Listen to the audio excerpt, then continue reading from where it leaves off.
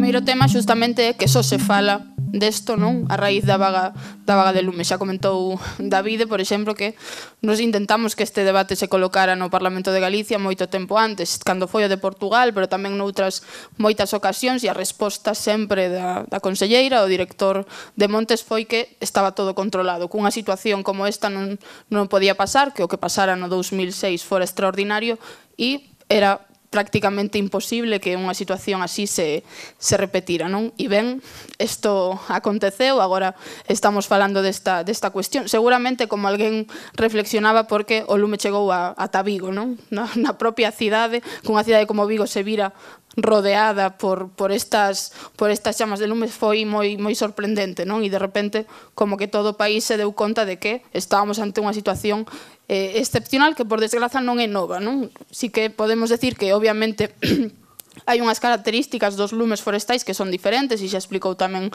outros compañeiros, pero esta situación non é nova. Galicia arde, Galicia queimana, e xa pasaba, vai seguir pasando se non buscamos unhas medidas realmente que cambien por completo a situación. E parecenos preocupante o relato que está trascendendo, porque hai esta idea de que o que pasou volve a ser excepcional, non? Que pasou isto en outubro, que non pode volver a pasar, ese tema do terrorismo incendiario, non? Da actividade incendiaria que sempre poñen en énfase, que en realidade non está demostrado. Obviamente hai actividade incendiaria, pero non hai esta trama, digamos, isto pode volver a pasar. Entón, este relato é preocupante por eso, non? Por unha parte porque é falso, pero tamén porque ten consecuencias a hora de tomar determinadas posicións políticas. Se teñen esa visión de que isto é unha cuestión excepcional, totalmente excepcional, por estas condicións meteorolóxicas, pois obviamente non van a tomar ningún tipo de medida de calado, e xa saiu aquí varias veces as 30 medidas, bueno, anunciadas a bombo e platillo como as grandes medidas, pois eran unha broma, un insulto, non? Pois claro que un insulto cando todas estas medidas están xa recollidas na legislación, a maioría delas, e supoñen, ademais, unha emenda a totalidade do que eles non están facendo. Isto está recollido, isto non se cumple, porque agora pasen a anuncialo, obviamente non pensamos que de repente vaya a cambiar todo de repente e que vayan a cumplir a súa propia legislación. E tamén antes comentaba que ninguén nos deu as gracias. Por desgraza, pasaron semanas e en concellos con superficies arrasadas de máis de 30%, alcaldes non recibiran ningunha soa chamada da Consellería de Medio Rural.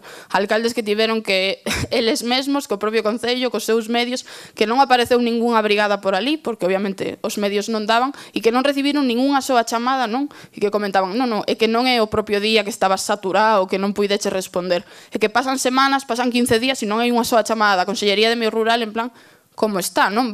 Valoración dos danos, canto menos, precisades algo urxentemente, porque obviamente hai cuestións que non poden esperar. Eso non pasou porque obviamente a Consellería non tivo vontade de actuar máis alá dos grandes titulares.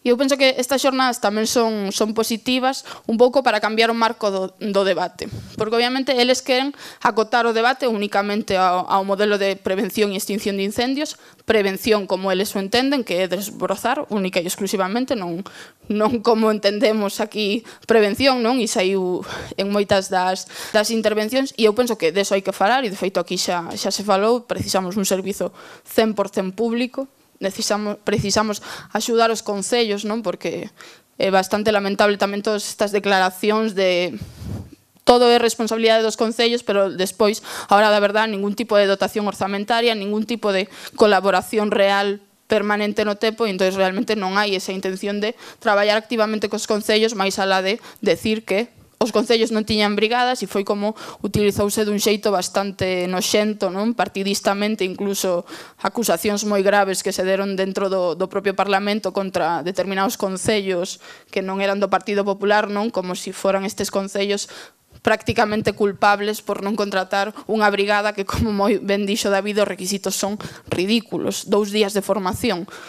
Unha cuestión que, se queremos traballadores e traballadoras que coñezan o territorio, que estén formados e que non arrisquen a súa vida, porque tamén hai que decilo, os traballadores que están de xeito precario están arriscando a súa vida, precisamos pôr en marcha medidas que realmente sexan efectivas, non? E que o servizo público pois realmente este adecuado á realidade galega.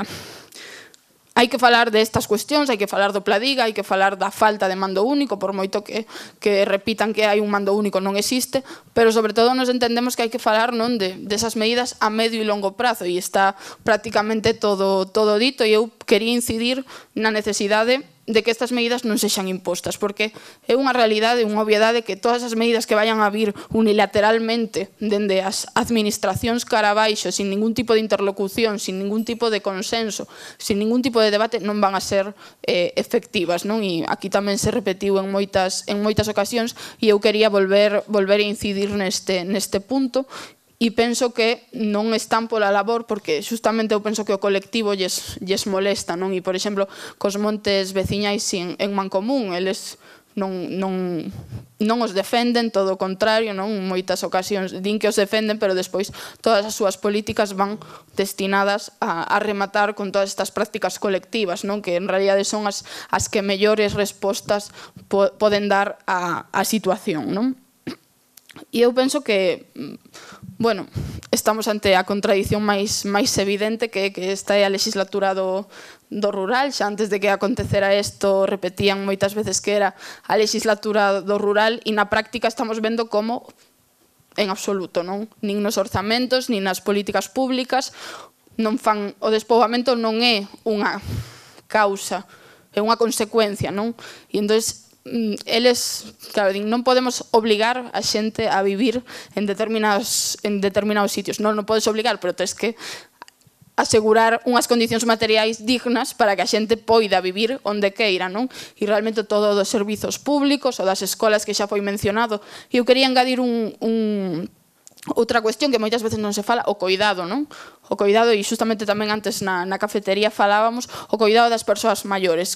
Co envellecemento que temos nas zonas rurais, as dificultades que maioritariamente sobrecargan as mulleres e que non hai ningún tipo de axuda, non? Tampouco nas áreas urbanas é que estemos de maravilla, pero polo menos tes eses accesos, non, a residencias, a centros de día, e que no rural están totalmente desprotegidas, e que tamén debe ser, eu penso, un dos campos de batalla de poder, que a xente poida vivir a calqueira idade donde queira, non? Que non se lle quite do seu lugar de residencia, e que poidan, bueno, vivir cunhas condicións, como digo, dignas, e que non sexan diferentes.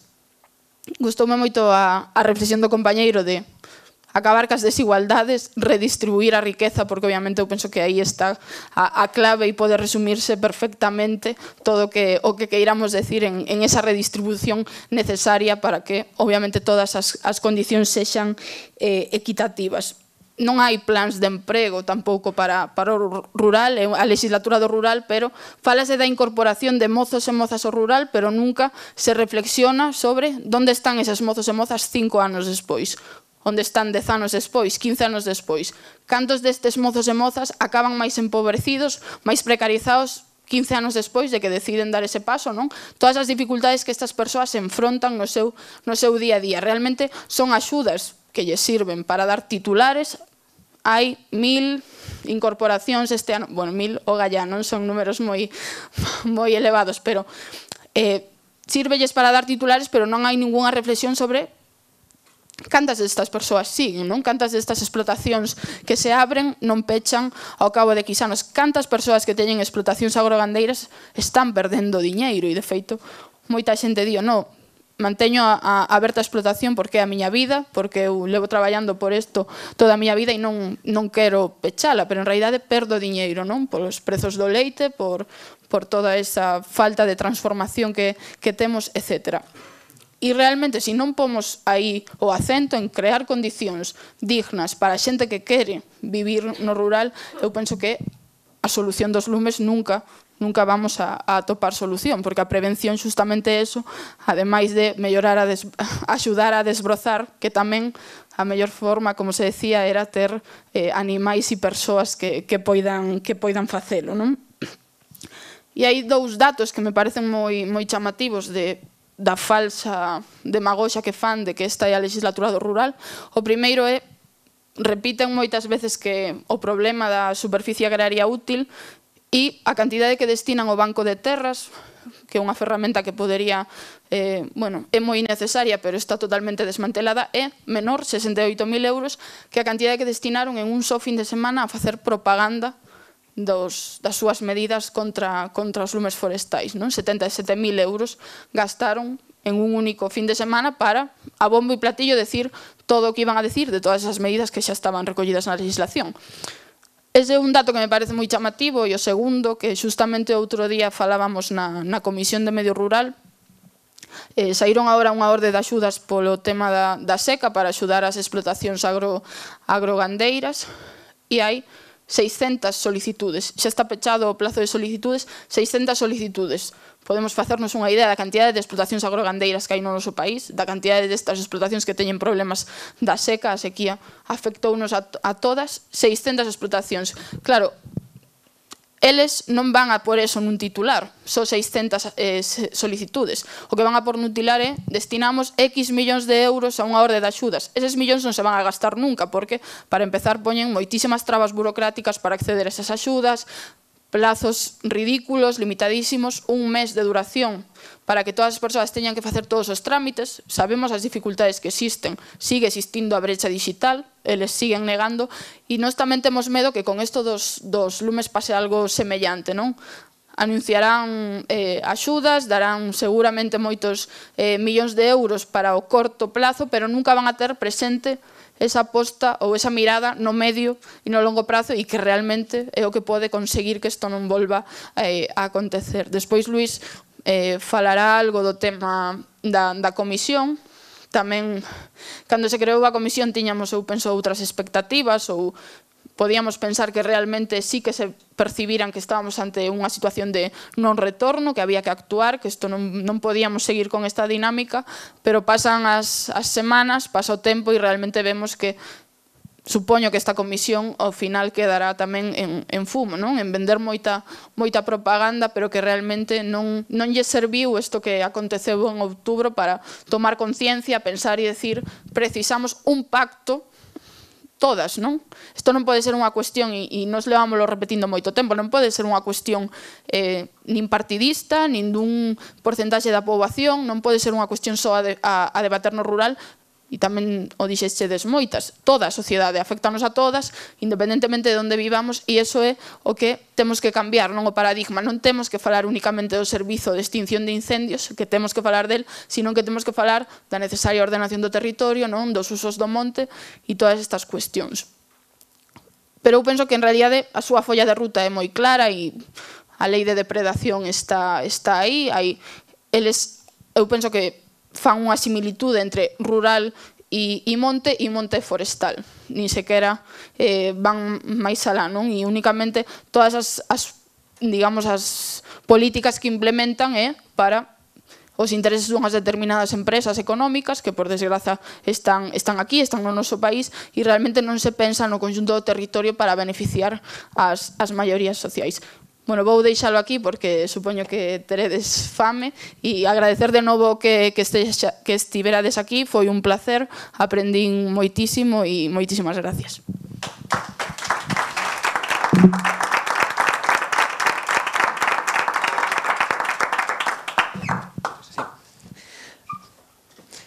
Ben, bos días xa, boas tardes. En primeiro lugar, en nome do Espacio Político de Marea, darvos as grazas a todas as persoas que tuvestes a ben vir pasar con nos esta mañán de sábado, especialmente as persoas que participastes con nos neste conxunto de presentacións.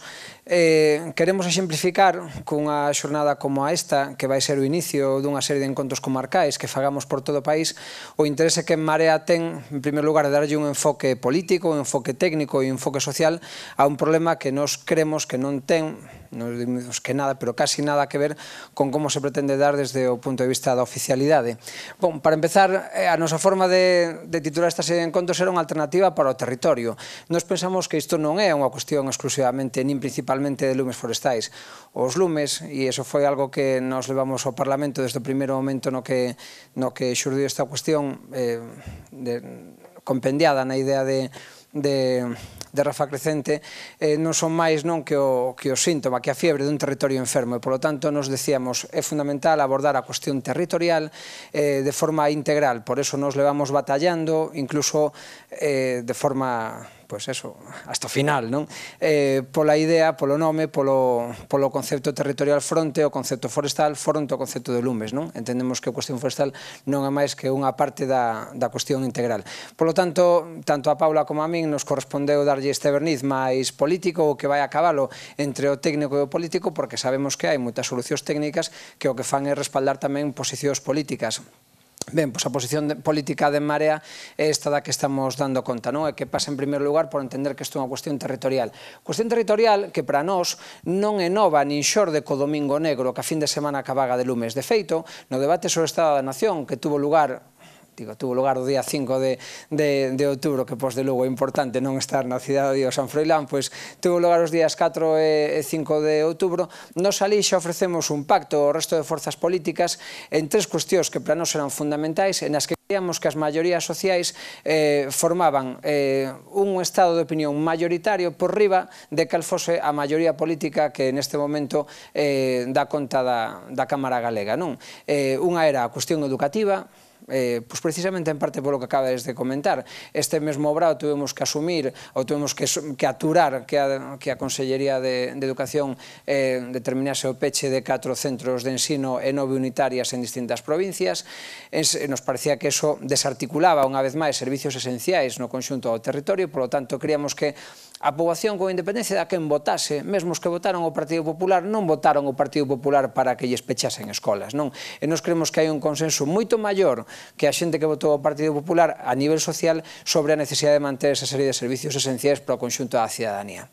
O segundo elemento sobre o que nos propoñemos un pacto era en materia sanitaria. Naquela altura xa planeaba o anteproxecto de lei da reforma da Lei de Saúde de Galicia, que un dos seus elementos é precisamente golpear tamén na desarticulación do medio rural mediante a supresión das áreas sanitarias. Suprímese dúas na provincia de Lugo, a zona da Mariña e a zona de Monforte, e no Ourense suprímese a do Barco, mas se suprime tamén a dos Anes na provincia de Pontevedra. Con todo isto, se reforza o desmantelamento do sistema de atención primaria, o cal perxudica notoriamente, e xa se comentou aquí, os dereitos básicos da cidadanía no conxunto do país, creando cidadanas de primeira e de segunda. O sea, se xa non temos médicos, se xa non temos centro de ensino, que máis nos poden quitar, non?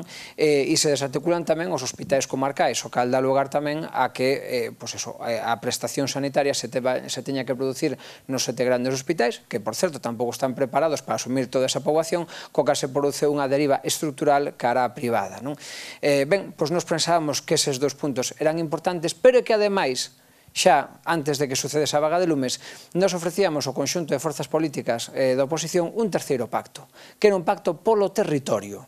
É dicir, para En Marea isto xa era un problema antes da vaga de lumes. Quero insistir nisto tamén porque forma parte do noso discurso político e da nosa forma de entender tamén a política. Nós tamén, daquela altura, dicíamos que, e acabábase de aprobar xustamente naquela sesión plenaria con anterioridade ao debate sobre o Estado da Nación, a Lei de Depredación Ambiental de Galicia, que nos entendíamos que contribuía a fomentar unha idea dun rural abandonado, dun rural desertificado, onde despois as grandes industrias extractivas poidesen depredar tanto a nivel xeolóxico como a nivel de monocultivos forestais que prescindisen completamente da poboación. Por lo tanto, un territorio abandonado, un territorio desértico, era o campo de cultivo idóneo para a implantación das industrias que están detrás da Lei de Depredación Ambiental do noso país. Nós, por iso, tamén pensamos que non é unha cuestión de abandono, é unha cuestión de expulsión. Hai unha estrategia que é deliberada, que xa leva moitos anos, de estrangulamento para que a xente que non poda vivir en condicións de dignidade pois teña que buscarse a vida noutros sitios. E todo isto sin organizar planificadamente unha marcha do rural urbano, o cal dá lugar a que a xente se teña que buscar a vida ben nas cidades ou ben directamente na emigración fora do noso país. Vamos alá. Hai algunhas cuestións que xa foron comentadas aquí. Desde logo non se pode abordar un debate territorial e moito menos un debate sobre os incendios cando non se pescuda realmente cal son as causas destes. Se falou antes de que solamente un 9% dos incendios obedecían a funcións de piromanía. Xa no ano 2006, a raíz da vaga de lumes, houve un estudio especial despois de que chegaran aquí os Greco para facer unha investigación sobre cal era a etioloxía dos incendios e en ningún caso se pudo concluir naquel momento que houvese ningún tipo de trama incendiaria. incendiaria, por máis que houvese xente que lle plantase lume ao monte. Esa mesma conclusión foi a que chegou a propia Fiscalía de Medio Ambiente nos anos posteriores e durante este ano volveron a ratificar esa idea de que non existe nin trama incendiaria, nin moito menos a fenomenoloxía do que o poder quixo vestir como terrorismo incendiario. Chamo a atención a isto tamén porque, como explicou Paula, se gastaron nada máis e nada menos que 77.000 euros en apenas unha semana en introducir anuncios pagados nos xornais de todo o noso país, en bombardearnos con propaganda, falándonos dun terrorismo incendiario do que non existe ningún tipo de evidencia científica, nin técnica, nin policial, nin judicial. E é unha irresponsabilidade desde o punto de vista político introducir como etioloxía principal dos lumes que tuveron lugar na fin de semana de outubro unha situación dun suposto terrorismo, porque todo o mundo na cabeza ten unha idea do que é o terrorismo. Por lo tanto, non se pode engañar ou confundir a poboación facendo pasar por causa o que como moito sería unha concausa, que a vista das estadísticas é moi minoritaria, que é o incendio causado con finalidade de causar terror na poboación, non? Por lo tanto, nos deixámoslo ben claro, nin trama, nin cartón, e por lo tanto non se pode utilizar isto como premisa de análise do resto das consecuencias. Claro, isto tiña unha ventaxa para o poder, e é que se a orixe dos incendios foi o terrorismo, primeiro, a administración non fixo nada mal, e segundo, non hai que facer nada máis que incrementar a represión penal contra os responsables. Por lo tanto, non hai nada que modificar con carácter estrutural sobre como se está xestionando o territorio. Nos pensamos que iso é unha enorme torpeza, é máis que torpeza porque se fai deliberadamente, por lo tanto, é unha malicia política que nós non podemos consentir. Ben, a fin de semana dos lumes, e a xente que estades nas comarcas onde houve lumes, vístelo de forma moi clara, se produciu unha manipulación informativa, nomeadamente nos servicios de comunicación públicos galegos, na Televisión de Galicia e na Radio Galega, que deu lugar a que a xente non puidese informarse pola canle de comunicación pública de que era o que estaba pasando no seu entorno. Entón, aquí o Roberto Vilar non ten culpa, pero o que víamos pola tarde era unha reposición do Land Rover, a parte dunha reposición da Radio Galega, do lugar. Na radio escoitábamos o Galicia en Goles e a xente tiña que botar mao de canles estatais ou de, canles privadas estatais ou ben das propias redes sociais para saber que era o que estaba pasando. Claro, por que fracasou a manipulación informativa desa fin de semana? Porque aproximadamente de forma directa ou indirecta, entre 750.000 e 1 millón de galegos e galegas tuvo noticia directa do lume. Tuvo noticia directa porque o viu, porque o padeceu ou porque incluso o cheirou. O incendio de Vigo nos dá a oportunidade de achegarnos á poboación urbana para explicar a dificultade e como esta problemática é unha problemática territorial e non solamente unha problemática do rural, é dicir, unha problemática que afecta ao conxunto do territorio. Pero é que en Vigo o lume chegou ás portas da cidade, ou xa dentro da cidade, pero que incluso en Ourense, onde no concello non ardeu nin unha sola hectárea, toda a cidade estaba cun fume que era absolutamente irrespirable, que deu lugar a que moita xente tuvese que ser tamén atendida, de tal maneira que vemos como a forma na que se produciu o contacto directo ca experiencia do lume deu lugar a que toda a poboación se enterase a pesar da manipulación informativa. Ben, durante aquel fin de semana da vaga de lumes, a poboación sentiu a soidade dunha administración que non estuvo onde tiña que estar. Evidentemente, se cada non se pode imputar a administración na orixe do lume, pero sí que se debe de imputar a súa responsabilidade na xestión do lume unha vez que existe, entre outras cousas porque teñen un servicio, primeiro de prevención, logo de extinción de incendios e logo de extinción tamén ou de xestión das emerxencias. Falouse aquí na primeira mesa da Protección Civil, dos grupos tanto profesionais como voluntarios da xestión das emerxencias e tamén dos bombeiros forestais ou non forestais. Ben, todo iso fallou. Fallou non polos profesionais, que fixeron non solamente o que puideron, sino moito máis do que puideron. Moita desta xente, e os que estades nos servicios sabédelo, se quixo incorporar voluntariamente, incluso adicionalmente, non lle deixaron. Despois sucedeu que entre os distintos corpos profesionais que tiñan que atender as emerxencias non existía ningún coñecemento mutuo de onde estaban uns, onde estaban outros, existía unha descoordinación evidente por falta, como explicou Paula, dun mando único operativo. A pesar de que ese mando único operativo está recollido nada máis ni nada menos que nos 4 plans especiais que están vixentes neste momento no noso territorio. É dicir, o Platerga, o Pladiga, o Peifoga, o dos cruz de emerxencias, e me queda algunha sigla máis por aí seguro, pero en todo caso ninguna delas foi activada. Por lo tanto, todo o que toda a xestión boa que hubo durante esa fin de semana non é imputable a Xunta, é máis ben a pesar da propia Xunta de Galicia co que se conseguiu xestionar, de forma que non fose aínda maior esa traxedia. Pero ben, a incompetencia da Xunta non durou simplemente a fin de semana vaga de lumes, ca incapacidade de xestionar os propios servicios disponibles. Levou e leva moitas máis semanas de arrastre. Houve un abandono nos concellos, parte dos cales deu conta Paula, cando se publican as axudas que se van producir primeiro mediante unhas bases, logo se concretan mediante un decreto da Xunta 15 días máis tarde, se producen varias anomalías que supoñen a desatención completa do que son as necesidades ocasionadas polos incendios. En primeiro lugar, moitos concellos quedan desasistidos de parte, do reembolso de parte do investimento que están facendo ou do gasto que están facendo, a pesar de non teren obligación polas súas propias competencias de atender determinadas emerxencias. Por exemplo, o alcalde de Ponte Caldelas confirmounos como toda a palla que mercaran durante as primeiras semanas non lles iba a ser reembolsada, a pesar de que estaban cumplindo unhas funcións tan importantes como a fixación do solo queimado para evitar os arrastres, que son os que agora están causando un risco alto de contaminación tanto nos ríos como nas rías, afectando tamén unha riqueza marisqueira que en principio non tiña por que verse afectada. Sin embargo, vai non ser por unha deixadez dunha administración que ni fixo nin deixa facer, porque despois tamén cando se pide permiso para que os concellos podan facelo, a Xunta tampouco non os dá. Unhas axudas que ademais tampouco incluían a posibilidade de que os concellos pudesen contratar técnicos que pudesen dinamizar socioeconómicamente as zonas afectadas. Xa non decimos única e exclusivamente referirse a levar labores de reconstrucción, a labores de fixación do chan, sino tamén, por exemplo, no Concello das Neves ou no Concello de Salceda de Caselas, ardeu alrededor do 65% da superficie do Concello, que se di pronto. Eso supuxo a ruína completa dun sector económico fundamental, como era o caso das Neves, como era o sector madeireiro, que dependía completamente do que estaba no propio Concello.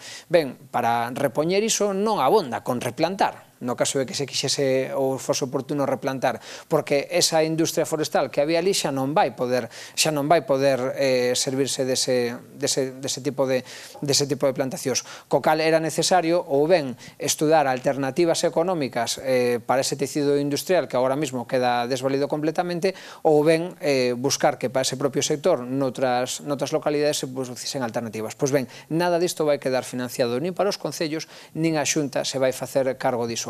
Ademais, foi obxecto de crítica e en Marea fomos os primeiros que o lanzamos, as exixencias que se facían con relación a ese propio decreto. Para poder acceder a axudas por alugueres, as axudas por alugueres requiren, no caso da xente que perdese a vivenda, esta xa sei que a coñecedes, que é daqui de Bencerquiña, creo de Cerixedo, non? Se requería, entre outras cousas, que a persoa que vai a disfrutar dos alugueres estea ao corrente do pago de todas as súas obrigacións tributarias. Vos imaginade unha persoa que teña unha multa sin pagar con tráfico, que perda a vivenda e que, sin embargo, non pode acceder a ningún tipo de axuda pública porque debe esa multa. Ben, este tipo de cousas están escritas no decreto, con total impunidade. Despois tamén unha limitación e unha serie de condicións que fan gravoso hasta o punto de que fan imposible cumplir a burocracia para acceder de forma completa as axudas. Tamén aquí o sabedes de sobra.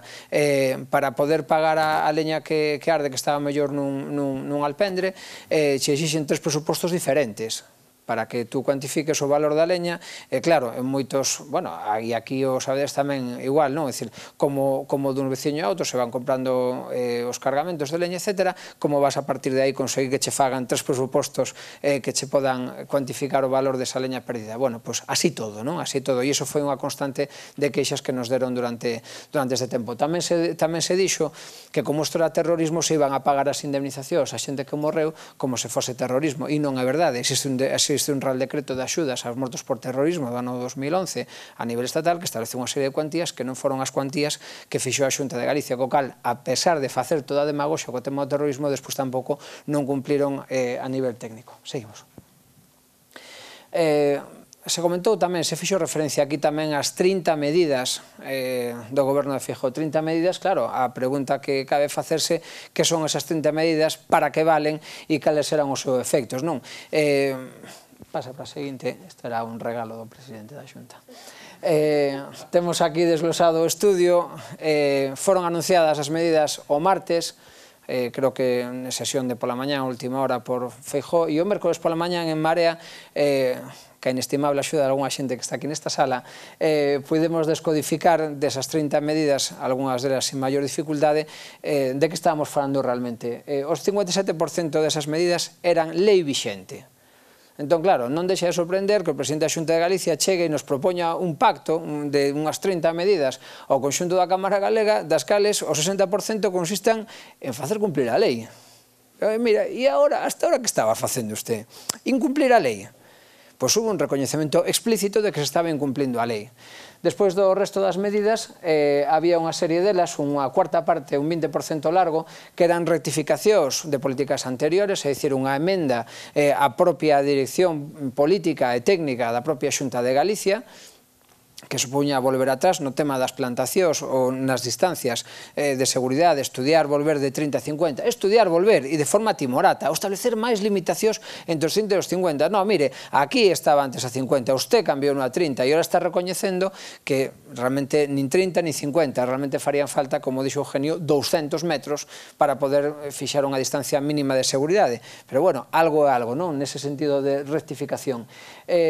Hai unha serie de medidas, un 4% delas, que é un recoñecemento explícito da necesidade de recuperar medidas que se implantaran durante a época do bipartito e que foran anuladas expresamente pola Xunta de Galicia do PP cando o PP chegou á Xunta en 2009. Unha delas, nada máis e nada menos, que son as brigadas de investigación forestal, que é algo que seguramente nunca debeu desaparecer e que agora se fala de volver a recuperar. Por certo, se fala de recuperar, pero sin diñeiro, porque nos orzamentos de 2018 non hai ningún euro destinado á súa creación. En Marea presentou unha proposta de emenda aos orzamentos de 800.000 euros para que teña unha dotación económica. Si vamos a falar de algo, falemos en serio. Pero o Partido Popular votou en contra, co cal non haberá diñeiro ni siquiera para iso. E despois, no que poden supoñer novidades, apenas acadan un 18%. Novidades, algunha das cales non deixa de ser unha versión moi edulcorada de cuestións que xa existían previamente. Cando se fala das cámaras de infrarroxos ou cámaras de detección, nos falábamos da necesidade de recuperar as casetas forestais por ser un servicio que era moito máis eficaz, como aquí explicastes, para salir adiante con este tema. Bueno, a todo isto, ao final da diapositiva facía referencia a iso, o director xeral de Montes, Fernández Couto, que foi o que lle escribiu con total seguridade as medidas a Feijóo. Claro, non deixa de ser significativo que quen che escriba as medidas seña o responsable hasta agora de que se estuvesen incumplindo. Por eso nos decimos que para poder abordar isto con seriedade, o primeiro que se necesitaba era a asunción de determinadas responsabilidades políticas. Realmente, nos o que postulamos desde o primeiro momento eran 3 pasos para poder solucionar este problema. O primeiro deles era a asunción de responsabilidades políticas naquelas persoas que tuveran unha responsabilidade directa nos lumes na súa xestión, no estado previo, na xestión e na incompetencia posterior. Eso significaría, como mínimo, a responsabilidade do director xeral de Montes, como mínimo a do director xeral de Emerxencias Interior e, como mínimo, a do director xeral da CRTVG. Sin estas 3 cesamentos, porque dimitir non van dimitir, xa se viu que non dimitían voluntariamente, non haberá posibilidade de rectificar as políticas, porque si quen leva 17 anos ocupándose diso non viu a necesidade de cambiar hasta agora, non o vai facer agora por máis que ardo monte.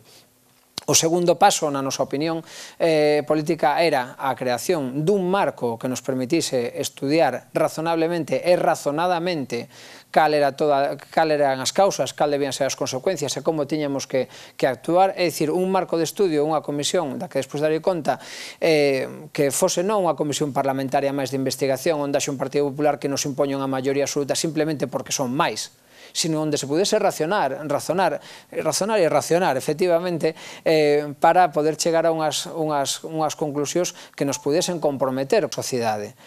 E se falou moito de Portugal e do exemplo de Portugal. Nada ten que ver co que pasou en Portugal. Por qué? Porque Portugal sacou unha lei ad hoc para poder crear unha comisión de expertos independentes que foron os que traballaron, que despois chegaron ás conclusións que despois o Goberno da República foi as que tuvo en riba da mesa e dixo, bueno, pois con estas conclusións nos adoptamos medidas valentes pero medidas valentes que viñan determinadas por unha serie de actuacións previas dos expertos independentes onde o único que fixera o propio Parlamento fora darlles cabida para un traballo en liberdade. Ben, nada disto está sucedendo. E para nós o terceiro paso e o fundamental era entender que era necesario un pacto nacional polo territorio. Non é un problema de monte, non nos cansamos de repetirlo, é un problema de país. Estamos en Cervantes, non, quedo.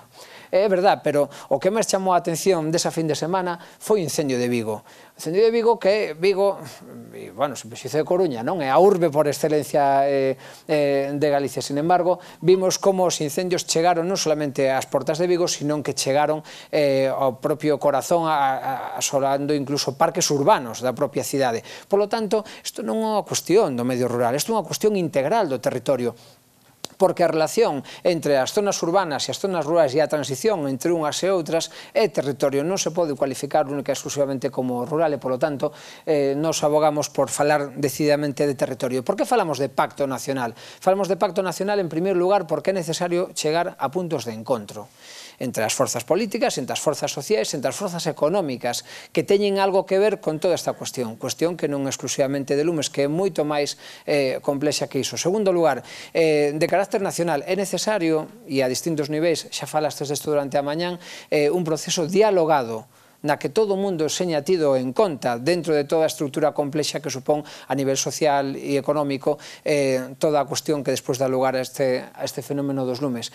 Decimos dialogado porque significa dialogar con todo o mundo, desde os ecologistas hasta os propietarios forestais, evidentemente, e tendo en conta ademais que tendo a cantidad de centos de miles de hectáreas que temos neste momento sementadas de eucalipto, pois decir, home, eucalipto cero e erradicación absoluta neste momento é algo irrealista e, por lo tanto, non debemos de emitir unha mensaxe que nos leve posteriormente a frustracións. Por lo tanto, necesidade de chegar a un acordo nacional con todos os sectores implicados polo territorio. Que significa para noso territorio?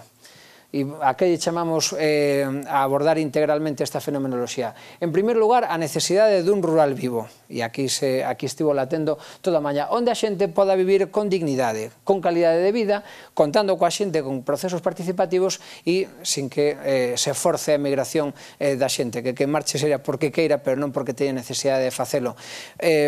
Explicitamos antes dous sectores concretos, o sector da sanidade e o sector da educación, como algo elemental do mínimo, minimísimo para que a xente poda vivir con dignidade, pero tamén a necesidade de ter expectativas laborais e expectativas de futuro no propio medio rural. Se a xente non ten esa expectativa de poder traballar, non se vai quedar, a pesar de que teña médico. É dicir, é necesario conxugar unha serie de factores, por eso nos falamos da necesidade de políticas de emprego directamente orientadas, especificamente orientadas ao mantemento do medio rural, é dicir, unha articulación integral de dar resposta ás necesidades da xente. Xente que, por certo, despois tamén, e isto daría para outra sesión completa, non? A nivel demográfico, se exerce ou non exerce a súa paternidade ou maternidade responsable, virá determinada, entre outras cousas, e non o din Marea, o din todos os expertos na materia, en primeiro lugar, por esas expectativas de futuro, e en segundo lugar, por un arroupamento social e institucional que neste momento non se produce particularmente no medio rural. Entón, todo isto é necesario. Por qué? Porque se un rural vivo, e xa se comentou aquí, non existe xente que poda ter contado o territorio, e, por lo tanto, se non hai quen xestione o territorio, todo o demais non ten sentido. En segundo lugar, claro, a necesidade de asumir o cambio climático. Isto significa a articulación, en primeiro lugar, dun sistema de mobilidade. Primeiro, articular o sistema de mobilidade en abstracto. Dicimos isto porque o plan de mobilidade da Xunta, o plan de transportes aprobado neste brao, está causando uns estragos, unha dificultade maior de mobilidade en transporte público, que dá lugar a unha maior inmobilidade de xente no rural e un encarecemento desa mobilidade. Por que? Porque hai que botar mao de transportes privados. En segundo lugar, que tanto esa mobilidade como no resto de factores que teñan en conta ese cambio, significa transitar cara a un modelo sostible. Utilizo aquí a central térmica das Pontes por a necesidade tamén de abordar a transición enerxética, cara a enerxías renovables, en fin, abordar transversalmente a evidencia do cambio climático. Isto, a nivel estritamente forestal, de lugar á desestacionalización dos lumes, algo que antes solamente se producía 3 meses ao ano, agora dura como mínimo 6, e este é o futuro. E podemos ver reflectidos nos incendios de Portugal, que nos levan 10 anos de ventaxa, ou nos incendios dos Estados Unidos, que vemos tantas veces pola tele, cando, ainda esta semana pasada, nas vivendas de Beverly Hills, os ricos estaban todos ali asolados polos lumes, ali nas súas piscinas. Ben, eso son os lumes aos que se referiu David de terceira ou cuarta xeración, xa non sei en cada xeración vamos, e creo que incluso na quinta, non? Son unha fenomenoloxía diferente ao que tiñamos aquí, por lo tanto, temos que adaptarnos a iso, saber que temos que convivir con esa nova situación. En terceiro lugar, xa non me pararei aquí máis, porque xa foi explicado, un novo modelo forestal, por suposto, tamén é un problema forestal, non é só forestal, pero tamén é forestal. Simplemente con dúas notas, a multifuncionalidade e a sustentabilidade. E xa explicou aquí tamén, non supeditar todo ás plantacións, que as plantacións non señan monocultivos de eucaliptos ou de piñeiros, a necesidade de poñer en valor esa multifuncionalidade tanto no bosque como no sotobosque, e a necesidade dunha alternancia entre especies que evite a continuidade do incendio unha vez que se produce, e desde logo moito mellor aínda creando discontinuidade na masa forestal mediante a actividade agrogandeira. Ese é o seguinte dos puntos, evidentemente que tamén integra, como xa explicaron perfectamente, como explicou Eloi, fronte a ese abandono a recuperación agrogandeira. Sabemos que existen moita propiedade agraria que non está sendo xestionada, porque, entre outras cousas, porque houve moita xente que abandonou a actividade agraria, outros directamente somos fillos ou netos de quen sigue cultivaron a superficie agraria e que agora non sabemos nin onde están esas terras. Miña irmá e eu somos copropietarios xunto con outros 6 copropietarios, é dicir, os nosos tíos e o noso irmão, de 14 parcelas das cales, eu creo que 10 non sabemos onde están, siquiera. Moi mal. Moi mal, é o que hai. Fomos unha vez co GPS para deixalo fixado para sempre, pero temos que volver ali sin ese GPS, non sabemos nin onde están. Esta é a realidade que vive moita xente no noso país. As terras nosas, claro, cal é o problema? A nos non nos dan pérdidas. Están ali, bueno, é todo unha toxeira, pero non nos dan problemas. Non nos dan beneficios, pero tampouco nos dan problemas. É necesario que eso se poña en valor, se poña en produción, porque ademais, o peor de todo, é que hai xente que, a pesar de haber moita menos dedicación agraria que antes, sigue tendo problema de base territorial. E, sin embargo, esa superficie sigue abandonada, non? Cantaban cantar antexano, tanta terra abandonada debía ser cultivada para ben desta nación, non? Ben, nos pensamos que esa recuperación, esa posta en valor, a mobilidade do uso da terra, non a mobilidade, non a obsesión pola mobilidade na titularidade, pero sí no uso, dar lugar a riqueza para o titular, seña ou non seña o que traballa directamente, riqueza para quen a traballa e, desde logo, riqueza para a sociedade. A idea do Banco de Terras é algo que, como explicou Paula, con 68.000 euros ao ano é facelo absolutamente inviable, é ridículo decir que hai unha política que aposta polo Banco de Terras, a pesar de que as 30 medidas anunciadas por Feijóo, dúas contiñen a palabra Banco de Terras, sabemos que é pura propaganda e, por lo tanto, cero vontade política, e nos creemos que eso debe de invertirse. Outro dos elementos fundamentais, xo explicastes aquí, en primeiro lugar, a educación. Se non educamos, sobre todo a xente nova, o conxunto da sociedade, cultura, pero particularmente a xente nova, a xente que ven aí nunha serie de valores diferentes, o que son agora neste momento os valores aprendidos por esta expulsión con relación a unha cultura que tiñamos anterior e de expulsión por relación a como se está tratando o conxunto do territorio, non somente medidas, sino o conxunto do territorio, non poderemos facer nada. Do Servicio de Prevención e de Extinción de Lumes non me vou parar porque xa deron conta David, Isa e Eugenio, pero efectivamente non quería deixar de pasar esta portada do progreso, non? A xeración que faltou a clase para pagar o monte. É que lamentablemente ni siquiera no noso país somos capaces de conseguir para isto o gran titular que mereceríamos, non? A nosa xente, a xente máis nova, que foi a verdadeira protagonista, o conxunto da poboación civil na defensa do ben común, nese momento na defensa do monte, pero na defensa tamén das casas, que deixaron de ir a clase a pesar de que o negaba a conselleira, e a conselleira o negou o mesmo día que dixo que Cervantes era un lugar bonito para pasear, pero non para vivir. E esa, algúns non lle a perdonamos nunca. É verdad, é que a conselleira é medio rural. Claro, porque aparte contribúe a difundir un prexuicio que é o peor que hai. É dicir, peor que o monte este desordenado é o prexuízo sobre o monte. O peor que hai sobre o rural son os prexuízos sobre o rural, igual que o peor que hai sobre a lingua son os prexuízos contra o galego. De nada, bueno, non vamos a ir por aí, que senón me lío. En todo caso, esta idea, non? A poboación tamén preparada para unha alternativa, pero preparada tamén pos incendios. David e Paula, xa antes do Brao, cando se presentou ese decálogo das medidas de urxencia, non solamente contra os incendios, sino para un territorio diferente, aprendendo de Pedro Grao, tamén dicíamos, a poboación ten que estar preparada para saber que facer se ven o lume, porque non o sabe, porque non hai unha educación, non hai unha cultura. Que facer? Quedamos na casa, salimos para fora, dixéstolo moi ben ali, se pode defender ben unha aldea ou non se pode defender, por onde salimos, como salimos.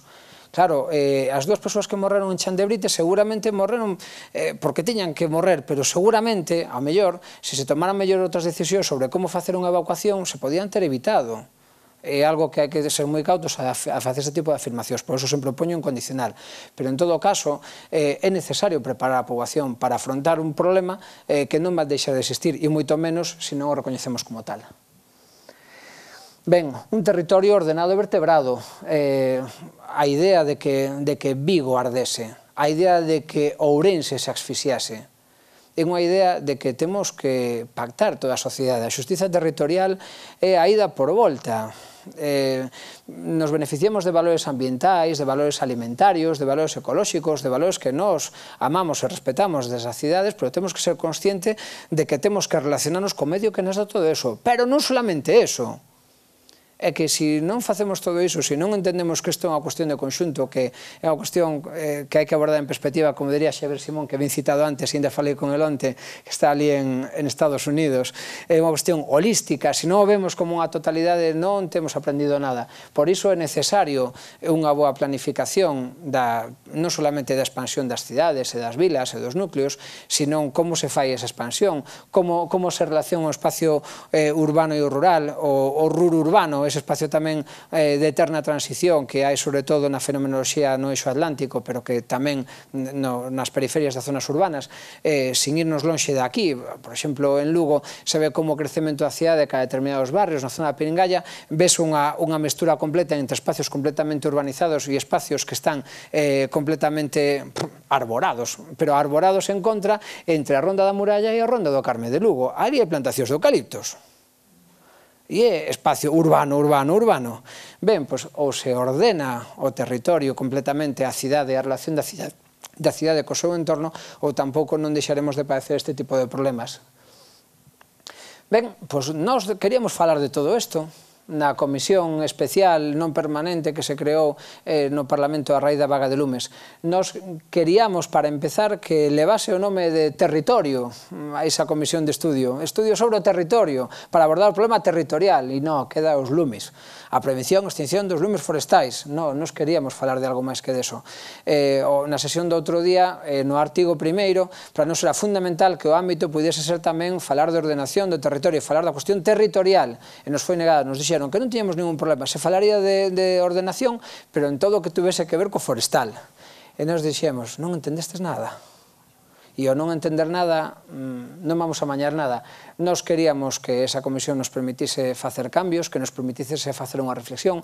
Pedimos que esa comisión, o estilo portugués, tuvese a capacidade para concertar expertos independentes que non se visen atados de maus a hora de extraer as conclusións. As conclusións pretendimos tamén facer unha modificación no regulamento. Pretendimos no seu artigo 5 que en vez de extraerse conclusións por maioría parlamentaria de mitad máis un fose de 2/3 para que houvese necesidade de un pacto previo sobre cal debían ser as conclusións. Por suposto, cando votamos, quedamos de segundas.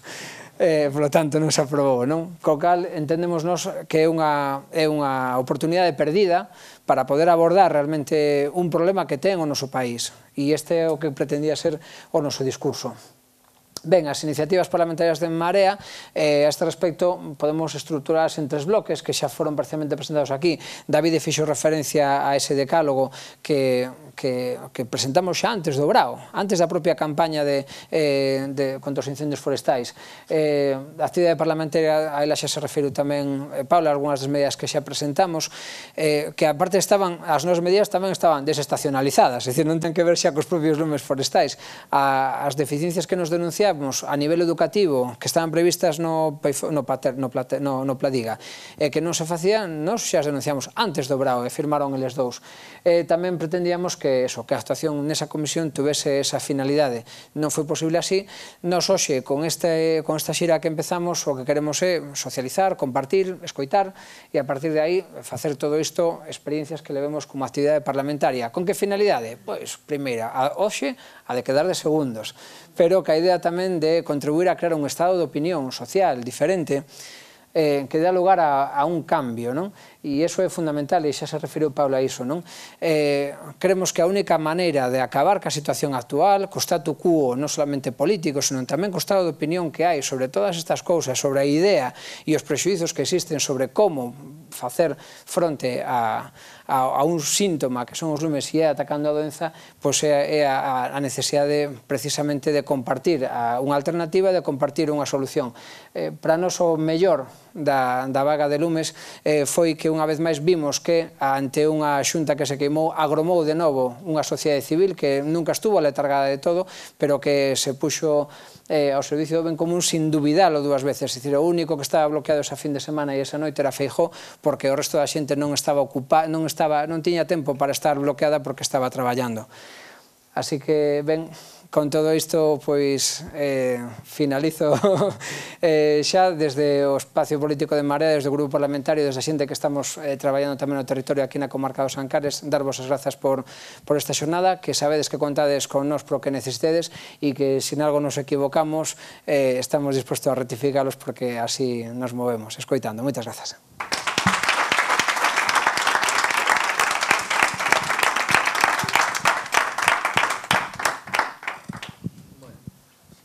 Se queredes preguntar algo, suxerencias, queixas, melloras,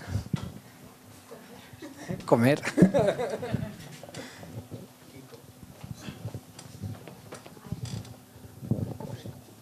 Bo día. Prometo non ser moi... porque tamén teño fame como os demais, pero por engadir algo máis. Non, porque estou plenamente de acordo, os que xa moitos nos coñecemos, ese é un problema, xa moitos nos coñecemos.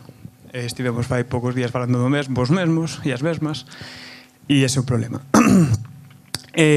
Entonces vou ser provocador. Estábamos no paso de pasar de un problema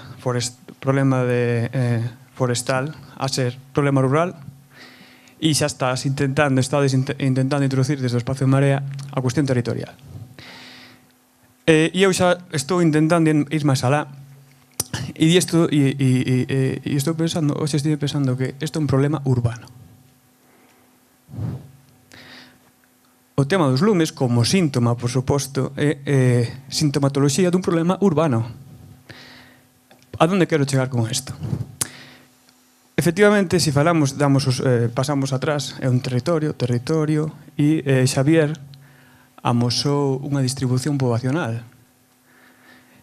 E había uns datos que nos utilizamos tamén con certa frecuencia que din que o 75% da poboación galega hoxe en día está no 25% do territorio, nomeadamente o eixo atlántico, Lugo e Ourense, que ademais, facendo unha imaxe gráfica, en breve Galicia bascula, o sea que os de Ancares ides chegar ás Azores, é a cuestión de tempo. Entón, se o 75% da poboación, e probablemente en breve, porque isto vai rapidísimo, o 80% da poboación é urbana, e sabemos que hai 1,7 millóns de propietarios e propietarias en Galicia, onde están vivindo? Entón, se o cambio institucional e o cambio social que se precisa para abordar isto, porque é un problema de calado, require da movilización de boa parte da poboación, e esa poboación está vivindo nas cidades, o problema que é rural ou urbano, non? E sobre todo é máis importante, e iso eu non sei como facelo, e por iso vos pido a vos rogo que a ver se entre todos somos capaces de facelo visible. O peor de todo isto é que os principales problemas, consecuencias prácticas inmediatas a futuro, quen máis o vai sufrir é a poboación urbana. Porque eu, como principal estrategia, e falo a nivel individual, e pensando na miña nena de 2 anos e medio, a miña principal estrategia para abordar o problema de fondo, a doenza principal, a miña principal estrategia como a nivel individual, é permanecer atado ao rural. Non sei se me seguides. Non? Ben, e os que estamos aquí e as que estades aquí somos conscientes deso. Por responsabilidade de futuro de país, temos que facerlle ver a xente do urbano que os principais interesados e interesadas en atacar a doenza do país son eles e elas. Porque en contra, e vou ser un poquinho transgresor, en contra do que nos pode aparecer a medio e longo prazo, quen está máis potencialmente máis preparado e máis cerca dos recursos básicos é a xente do rural. E os que están máis alonxados e máis alonxadas, desconectados, desconectadas, e polo tanto son máis vulnerables. É a xente do urbano.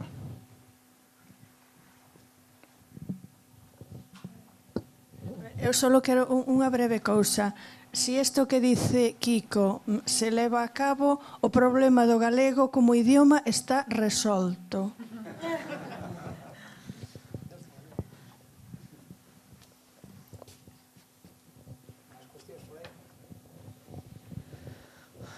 Evidentemente, cando nos referimos ao territorio e poñemos aí Vigo, queremos xa avanzar esa idea, non? de que a cuestión urbana está aí. De feito, se temos algunha oportunidade de que haxa unha sensibilización social superior a que ten habido noutras ocasións con outros lumes, é por como se viu amenazada a poboación urbana. E por iso incido moito, o de Vigo foi máis evidente, pero o de Ourense pasou máis desapercibido. Pero unha cidade de casi 100.000 habitantes se veu inzada por un fume e non ardeu nada en todo o concello. E, sin embargo, había xente que tuvo que ser atendida con afeccións respiratorias. A necesidade de ver que é un problema urbano. Apuntas, desde logo, unhas causas desa urbanidade que son aínda superiores. En algún papel teño por aí apuntado, ainda que hoxe non nos deu tempo a formulalo, trateno en Bruselas, cando estuve ali, fora de polémicas, que era o tema alimentario, non? Claro, de onde veñen os produtos? Pois, desde logo, no Parque Rosalía de Castro de Lugo non se produce o que consumimos na mesa, non? A idea de avanzar cara a unha soberanía alimentaria, a idea dun comercio xusto e de proximidade, que conecta tamén cunha idea da sustentabilidade dun comercio, dunha descarbonización tamén da economía. A veces pode parecer obvio cando se dice isto no discurso, pero esta semana na Xunta de Voceiros do Parlamento tuvemos que recordar iso. Cando temos pleno do Parlamento nos poñen unha especie de catering ali nunha saliña ao lado do hemiciclo. E entón nos poñen café, nos poñen pan e nos poñen mel. E o mel é da Granxa San Francisco. Claro, e aparte é un bote que pon producido con meles provintes de China e de Perú. E nós tuvemos que sacar eso esta semana na Xunta de Voceiros, porque por algo moito máis prosaico, non? Porque van poñer un viño de Nadal. Agora, esta semana, entre pleno e pleno, un viño cos parlamentarios e cas parlamentarias e que a xente que traballa no Parlamento. E nos dixemos, bueno, o viño que seña etiquetado en galego e os produtos que señan todos de Galicia. E dixo Santalices, bueno, isto se supone. E dixen, pois non supoñas tanto. E entonces aquella foto da Granxa San Francisco, non? Claro, evidentemente, hai que entender todo no conxunto, e por iso nos vamos a esa idea de territorio por entender a totalidade, pero tal vez seña unha imaxe máis explícita a idea do problema urbano, non? E nós recoñecemos agora aquí a culpa, recoñecen tamén eso, como propietario, como copropietario, responsable tamén dunha falta de xestión. Tamén son responsable da xestión porque me dá igual, no sentido de que para mí non ten custo non xestionar a miña propiedade. Se tuvera custos non xestionala, tal vez non me daría igual.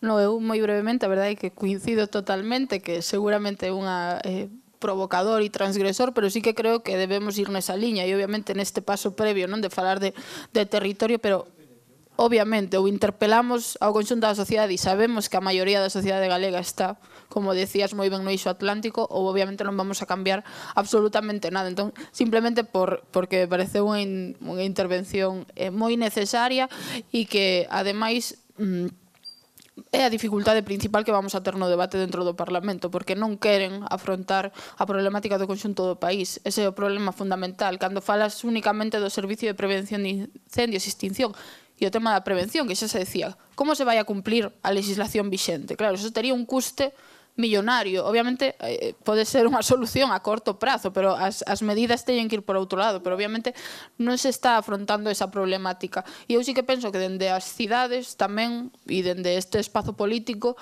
deberíamos ir dando pasos cara pequenos exemplos con todas as limitacións que se teñen dentro dos concellos, con esos pasos de soberanía alimentaria, de vinculación, non? Das que é rural, que é urbano hoxe, non? Como cambiou toda esa evolución histórica. E sí que penso que o mellor quizáis debemos pôr máis o acento nestas cuestións, e de feito eu penso que se algo foi positivo, e penso que tamén tivo que ver, como decía Luís, ca magnitude da problema desta vaga de lumes, foron as movilizacións exixindo dimisións, exixindo responsabilidades, non, que foron moi masivas. Todas temos ese pensamento agridulce de decir, naquel momento a poboación respondeu con forza, respondeu o propio día para, obviamente, protexernos a todas, pero tamén respondeu días posteriores para exixir que eso non quedara tal e como fora e que se exixiran dimisións políticas. Eu penso que toca que toda esa xente siga involucrada no proceso e non únicamente como unha cuestión puntual. Pero, eu penso que neste pequeno paso algo máis de conciencia sí que acadamos.